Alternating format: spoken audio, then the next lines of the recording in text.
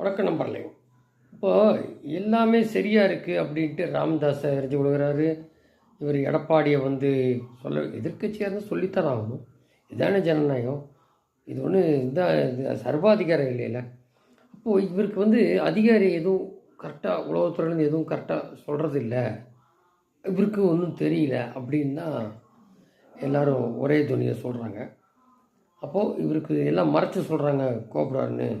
But Jayalalithaa அவங்க காலத்துலலாம் அவங்க என்ன டெரராக இருந்தாலும் சொல்லிடுவாங்க கரெக்டாக, இல்லைன்னா மாட்டிப்போம் அப்படின்ட்டு.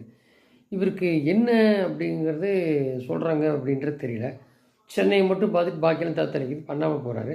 அண்ணாமலை ரெஸ்பான்ஸ் இருக்குது, உதவி செய்கிறாங்க. அதே பொண்ணு போது சேர்த்தவா இறக்குறாங்க. ஸோ இது ஒன்றும் தெரில. இது நாளைக்கு ஓட்டு பட்டி வச்சா தான் தெரியும். அது நல்லதான் வச்சுங்க. திமுக இருந்து திருப்பி இதுக்கே எந்த பாடுபடுது, நீ திருப்பி என்ன பண்ண போகிறாங்க அதுதான். ஸோ அந்த மாதிரி